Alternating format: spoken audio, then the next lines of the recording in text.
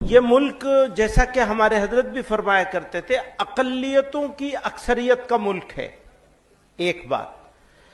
دوسری بات، مسلمانوں کی کنسنٹریٹڈ پاپولیشن یعنی مسلم اکثریتی علاقے۔ اگر ہم سیاست کریں گے مسلم سیاست تو صرف مسلم اکثریتی علاقے میں ہی کریں گے۔ وہ زیادہ سے زیادہ 34 ہوتے ہیں، ان میں سے بھی 11-12 کشمیر وغیرہ کے علاقے میں ہوتے ہیں، تو بچتے جو ہیں وہ 20-22 بچتے ہیں، اور اس کے چکر میں ان 20-22 کو اندر اپنی جگہ بنانے کے چکر میں ہم مسلمانوں کی وہ آبادی جو 70% سے زیادہ ہے اور غیر مسلم برادران وطن کے بیچ میں ہے، اس کو نظر انداز کرنے پر مجبور ہو جائیں گے۔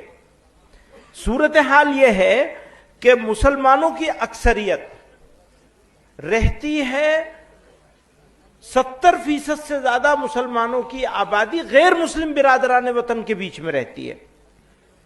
تو اگر ہم سیاست کریں، جماعت کریں، جماعت چاہے تعلیمی ہو، ادارہ ہو، کچھ بھی ہو، ہمیں مدد ملتی ہے مسلم اکثریتی علاقوں سے، تو ہم انہی کے اذہان کے مطابق، انہی کے سوچ کے مطابق بات کرتے ہیں۔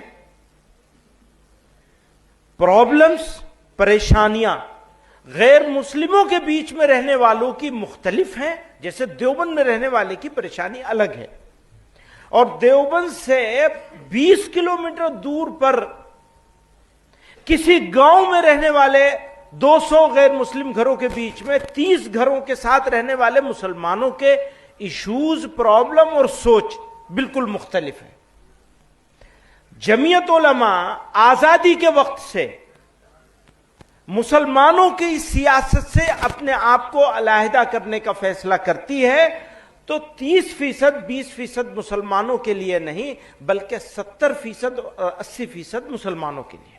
ہمارے سامنے 14 کروڑ، یعنی اگر 20 مان لیں تو 17-20 کروڑ مان لیں تو 17 کروڑ مسلمان پہلے ہیں، 3 کروڑ 4 کروڑ مسلمان بعد میں ہیں۔ پہلی ذمہ داری ہے ان لوگوں کے مسائل کو اور ان کے ایمان اور جان مال عزت آبرو کی حفاظت کرنا پہلی ذمہ داری ہے ان کے لیے جو غیر مسلم برادران وطن کے بیچ میں رہتے ہیں۔ ہماری لاکھوں مساجد وابستہ ہیں اور کروڑوں گھر وابستہ ہیں اس علاقے سے جہاں مسلمانوں کی اکثریت نہیں ہے، اور جہاں نہیں ہے وہاں مسلمانوں کی پارٹی کیا کرے گی؟